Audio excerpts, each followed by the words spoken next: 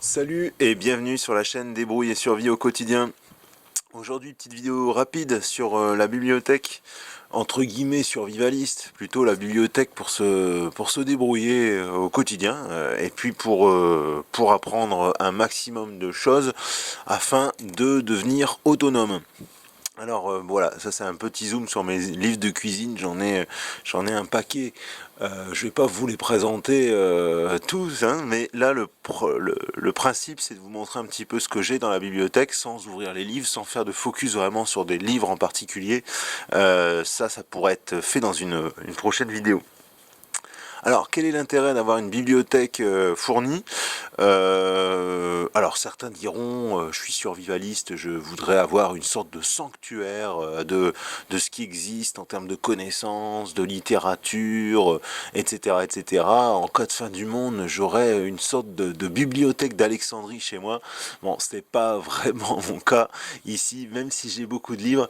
On est ici à la maison, on est féru de bouquins en tout genre, et on doit avoir quelques 3500 livres à la maison, dont de tout, des manuels de vie pratique, des bandes dessinées, et je pense qu'on a tous les classiques de la littérature française, des thrillers, enfin on a énormément de choses, mais j'ai aussi une bibliothèque assez fournie qu'on pourrait cataloguer dans les bibliothèques survivalistes. Alors l'intérêt de tout ça, c'est que déjà des livres, c'est bien parce que ça tombe pas en panne. On n'a pas besoin d'énergie pour faire marcher un livre. Et en plus, on peut conserver ça éternellement pourvu que la maison ne brûle pas, quoi. En fait, grosso modo, c'est un peu ça. Donc c'est quelque chose qui se transmet aussi par héritage, qui se transmet aux enfants. C'est un bel objet. C'est un objet inspirant. Moi, j'aime être entouré de livres quand je travaille. J'aime voir des rayonnages et des rayonnages de livres autour de mon bureau. Je me sens bien comme ça, je me sens entouré de connaissances. Il y a une sorte d'aura qui se dégage des livres. Alors ça peut sembler un peu bizarre, un peu métaphysique, mais c'est comme ça, du moins me concernant. Et puis, un livre, c'est bien parce que ça permet d'avoir, voilà, c'est accessible en direct, pas besoin d'avoir une connexion internet, pas besoin d'avoir de l'électricité. On cherche une question, on a une question, on cherche le livre qu'il faut dans la bibliothèque, et puis voilà quoi, on ouvre glossaire, sommaire, et hop, c'est parti. Donc c'est quelque chose, c'est l'accès facile à l'information, et surtout, j'ai énormément de bouquins, donc ça permet aussi de ne pas avoir à tout retenir. Si on devait tout retenir, ça ne marcherait pas, on retiendrait tout de travers. Donc moi, mon but, c'est de retenir un maximum d'informations, mais je sais que les livres sont là au cas où pour constituer un second cerveau, et tant mieux. Donc voilà un peu les intérêts du bouquin. Et puis l'intérêt du bouquin aussi, c'est que voilà, il y a une panne d'électricité, sans parler de fin du monde ou sans parler de d'écroulement de la civilisation. Une panne d'électricité, il n'y a plus d'internet pendant 4 heures, 5 heures, eh bien je vais prendre un livre. Admettons aussi, certains foyers qui se situent à la campagne ont pu être complètement coupés d'internet pendant des semaines. Sur internet on travaille, on se pose des questions, on doit avancer, hein, mais sans internet comment faire? On ressort l'encyclopédie, on ressort les bouquins et on retrouve l'information dans les bouquins. Donc c'est exactement comme ça. Moi, pour moi, la bibliothèque survivaliste, c'est une bibliothèque résiliente, c'est un monde connaissance résilient, où on peut accéder à de l'information, et pour se débrouiller pour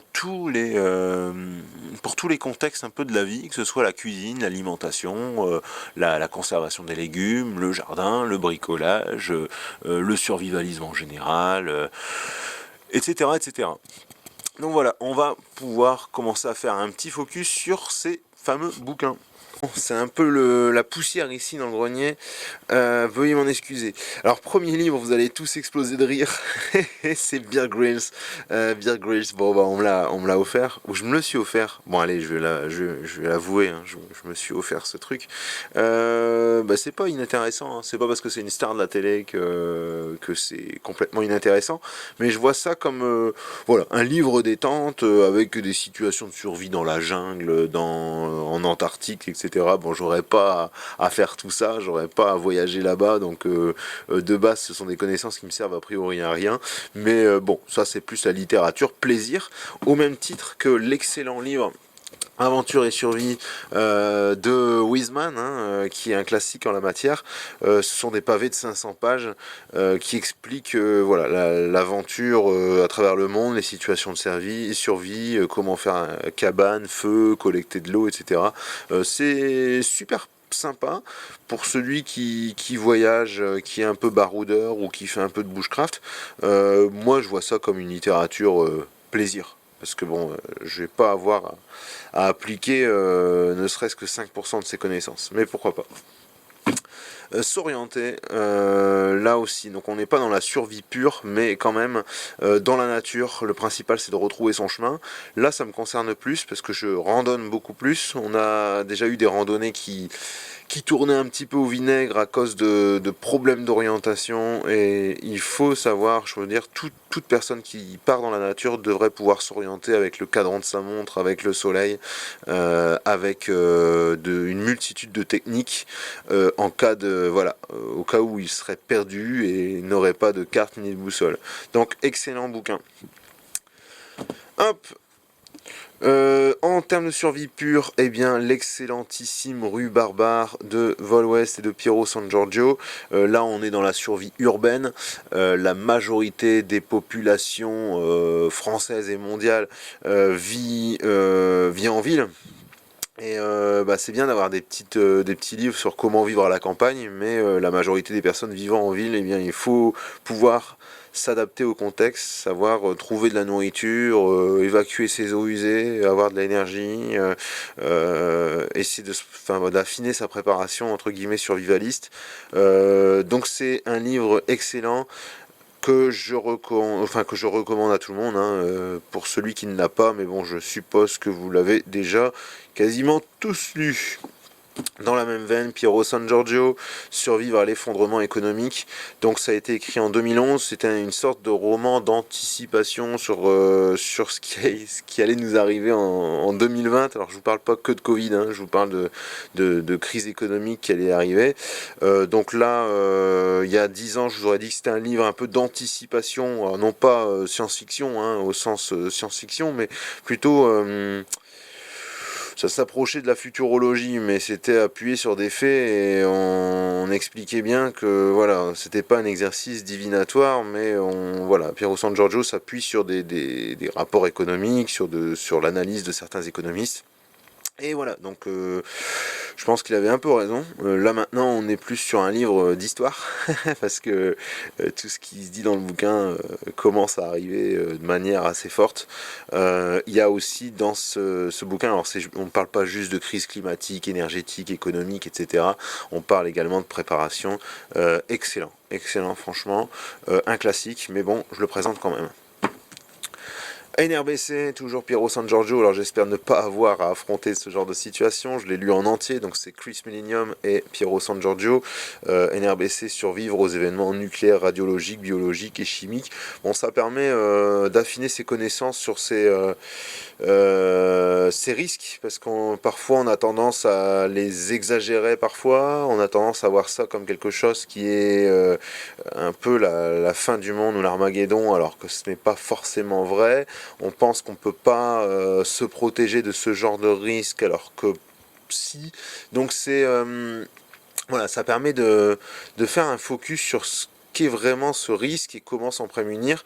Alors bien sûr, ça reste des situations extrêmement dramatiques et graves qui emmènent avec elles des millions ou des centaines de milliers de morts. Ça dépend à quelle échelle c'est déployé. Donc c'est quelque chose de dramatique, un risque dramatique auquel voilà, je me prépare pas forcément, mais bon, bref, vu les actualités, on ne sait pas trop. Mais bon, excellent à savoir, ne serait-ce que du point de vue scientifique. Alors, moins dans le dramatique, et là je vous dis c'est un cadeau de Noël idéal pour quelqu'un qui est un peu sceptique, mais quelqu'un qui se débrouille un peu à la maison, qui est une mère ou un père de famille, c'est la préparation, le guide de préparation aux situations d'urgence.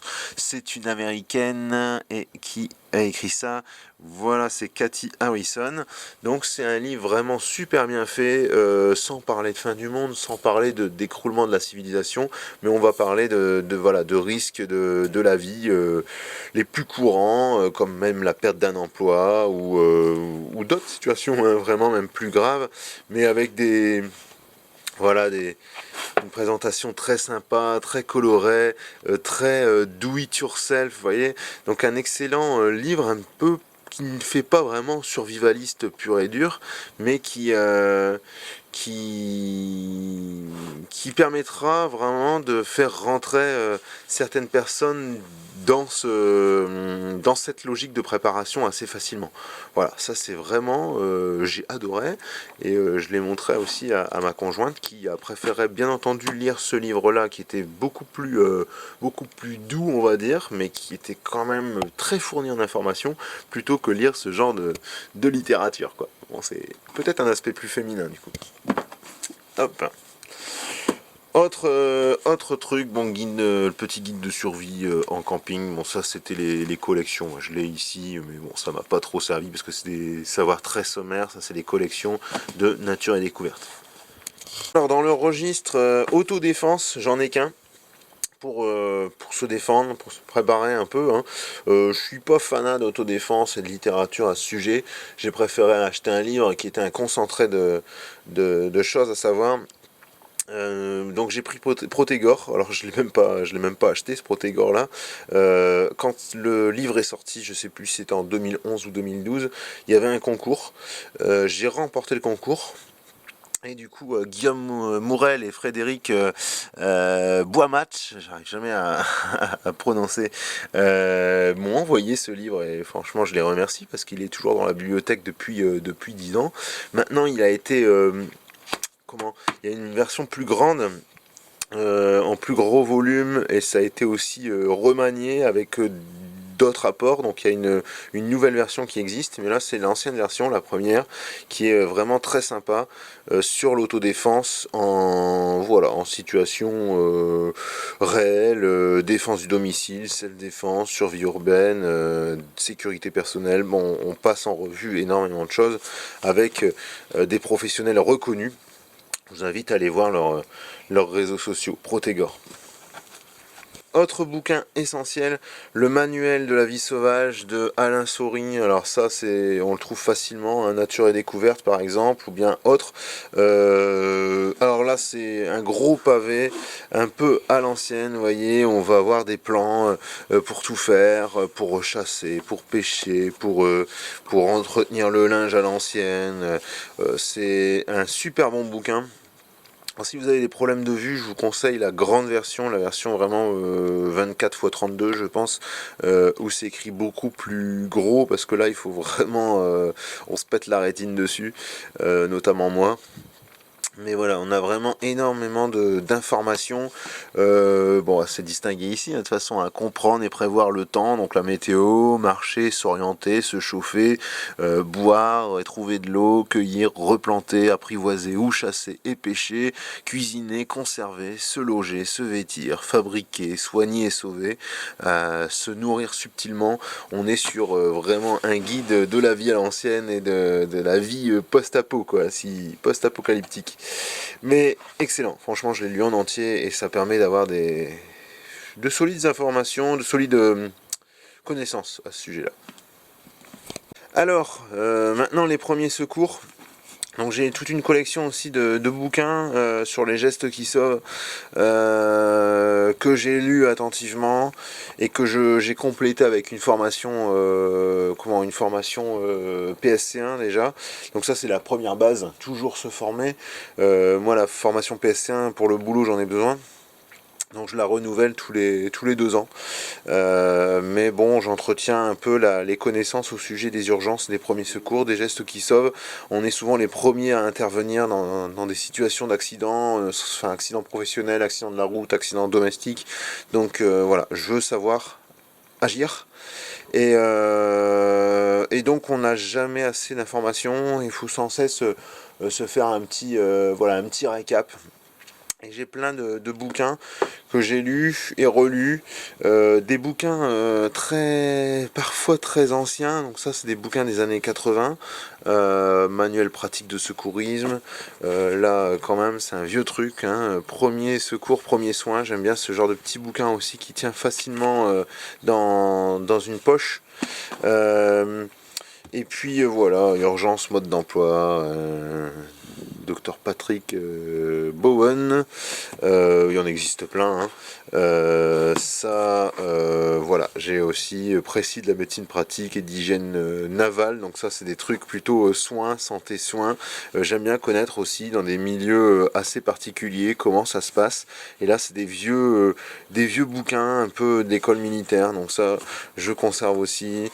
Aide-soignante et auxiliaire sanitaire en temps de guerre, bon c'est des bouquins qu'on peut retrouver dans des boîtes à lire, des choses comme ça, donc chez Emmaüs, pas très cher. J'aime bien, ça entretient les connaissances, c'est assez particulier, c'est très intéressant. Et puis voilà, donc là on a encore des bouquins plutôt là sur la prévention de la sécurité incendie, l'instruction du sapeur-pompier, donc on a des vieux bouquins comme ça, manuel de sapeur-pompier, donc là c'est pour les situations d'urgence en général, pas uniquement premier secours, mais voilà, action dans des milieux assez hostiles, notamment le milieu incendié, ou en cours d'incendie. Voilà, l'aide-mémoire du sauveteur secouriste du travail, ça doit dater des années 80 aussi, excellent. Le règlement d'instruction de manœuvre de pompiers, retrouvé dans une boîte à lire, excellent aussi. Mention spéciale pour ce petit bouquin très très très petit qui fait plus de 300 pages il me semble, et qui comporte énormément d'illustrations. C'est vous voyez, hop, fausse couche, les extincteurs, fonctionnement des extincteurs, crise d'épilepsie, alors c'est plein de schémas, c'est très très concentré, pas de blabla, et il y a une situation par page, ça tient vraiment dans un petit sac, et non, franchement ce livre là il doit faire 14 €, mais il est vraiment vraiment excellent. Tac. En parlant d'urgence aussi, d'autres guides comme là ici, bah, c'est plus vendu dans le commerce, hein, mais c'est des sélections Reader's Digest, voilà, des gros bouquins des années 70-80 sur les situations, guides dans situation d'urgence, voilà, ça c'est pas mal également. Donc on va parler des urgences, notamment des urgences domestiques dans ce genre de bouquin. Prévention aussi contre le feu, des petits guides, voilà, des petits guides de l'INRS, hein. Bien sûr c'est encore en franc. C'est bien aussi d'avoir les vieilles techniques comme ça. Maintenant les nouvelles techniques, parfois les guides vont vraiment dans la rédaction prendre tellement de gants pour expliquer les choses, pour éviter voilà, d'engager leurs responsabilités, que parfois c'est des savoirs superficiels, alors que dans des vieux documents on rentre dans le dur du sujet, donc on a des informations vraiment pratico-pratiques. Alors autre littérature, c'est pour se soigner à la maison. Alors attention, l'automédication reste quelque chose de dangereux. On se soigne pas sans médecin. C'est vraiment en situation dégradée, hein, ou juste pour parfaire un peu ses connaissances en médecine.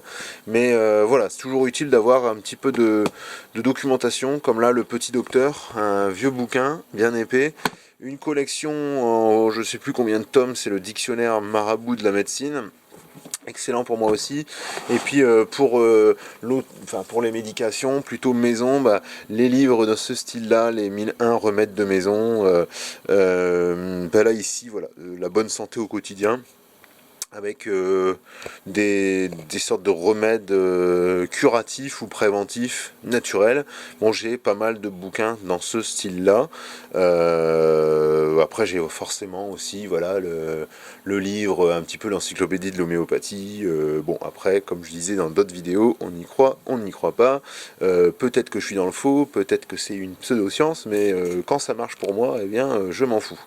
Si je constate empiriquement que voilà, manger des pastilles Valda ou des bonbons Lavogienne, ça me permet d'être en pleine forme, eh bien je prendrai des bonbons Lavogienne. Voilà, il n'y a pas de souci.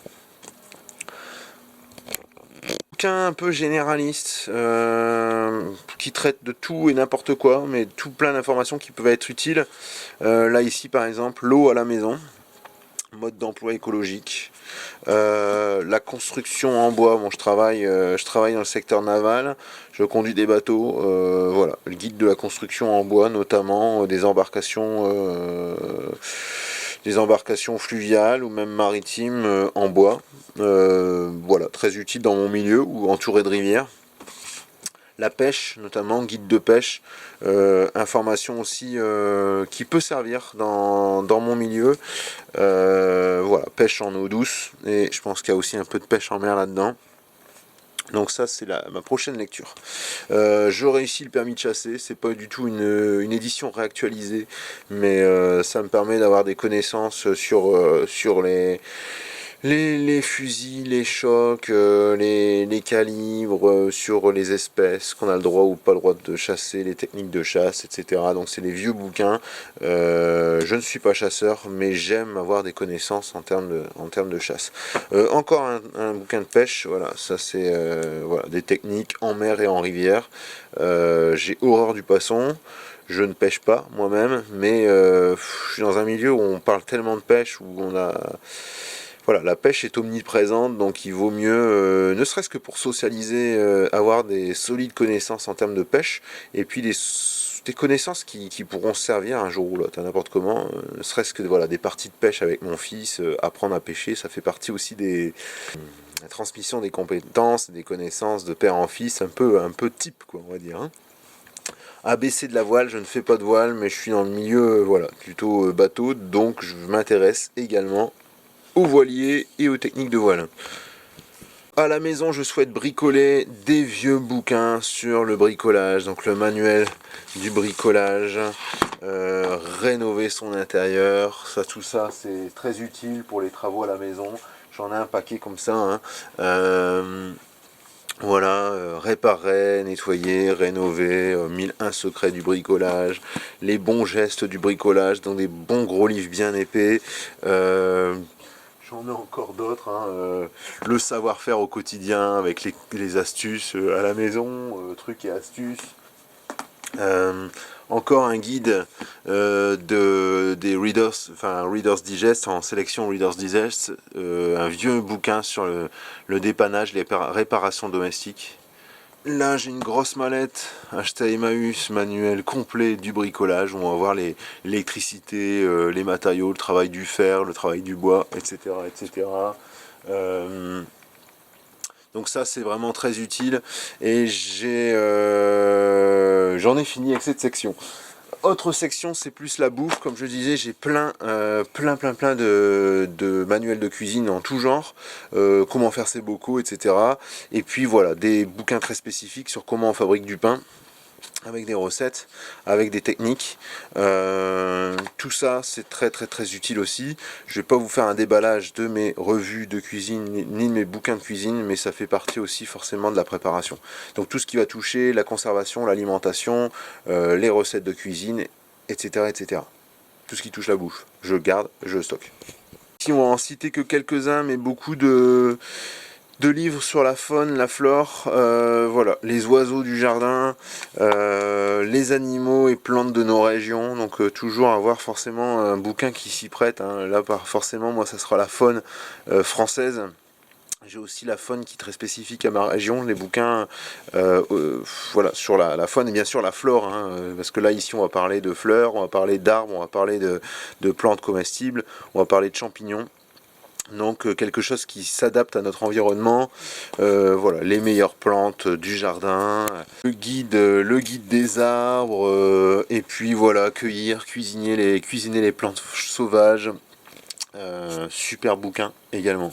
En termes de jardin, voilà, beaucoup de guides sur la permaculture, sur le jardinage, sur l'agroforesterie, le jardinage à l'ancienne, les jardins en lasagne, les buts de permaculture. Donc voilà, un jardin en lasagne, voilà, même l'élevage, hein, concevoir son poulailler agroécologique, la semaine du jardinier, 1000 super trucs pour le jardin. J'ai forcément des bouquins sur le jardin avec la lune, sur la permaculture, la découverte de la permaculture, donc là c'est vraiment une introduction, le guide de la taille des arbres, très intéressant aussi, le potager en carré, le guide pratique, encore une fois la permaculture dans un petit jardin, l'agriculture bio, comment faire des ruches en ville, donc bon, si ce guide s'adapte aux villes, ça s'adapte également à nos campagnes. Potager de la grand-mère, etc., etc. Donc là encore énormément de bouquins à ce sujet. Et puis j'ai aussi une collection de bouquins enfants, comme ce que je réserve à mon fils, hein. Notamment voilà, le guide du pisteur débutant, et puis tout un stock, bon je vais pas les montrer ici, de manuels des castors juniors, de manuels scouts anciens, qui pourra voilà, dès qu'il saura lire, donc des 5-6 ans jusqu'à ses 12-14 ans, pouvoir avoir de la littérature qui permettront de lui faire acquérir des connaissances sur la vie en nature et voilà, sur comment on s'amuse avec des cabanes et des bouts de bois comme j'ai pu le faire quand j'étais plus petit. Donc là ça peut sembler énorme, hein, j'ai peut-être 300-400 bouquins. Je ne les ai pas tous présentés ici. C'est des bouquins que j'ai achetés pour la plupart en brocante chez Emmaüs, que j'ai retrouvé dans des boîtes à lire ou qu'on m'a donné. Certains ont été achetés forcément dans le commerce. Alors, je vais mettre quelques liens dans la description. Ce sont des liens sponsorisés qui me permettent de toucher une petite commission sans que ça vous coûte plus cher. Bien sûr, c'est Amazon, mais je vous conseille d'aller chercher en brocante dans les boîtes à lire, d'écumer toutes ces possibilités pour avoir moins cher ou gratuit, et puis de passer aussi par vos petits libraires qui ont besoin de vous, qui ont besoin aussi de soutien. Donc voilà, je ferai par la suite des focus sur tel ou tel livre, mais vous avez déjà un petit aperçu de ce que j'ai. Allez, écoutez, je vous remercie énormément pour votre fidélité, merci pour vos likes, vos partages, c'est bon pour l'algorithme, merci pour vos abonnements, on est bientôt 1200. Allez, ciao, à la prochaine.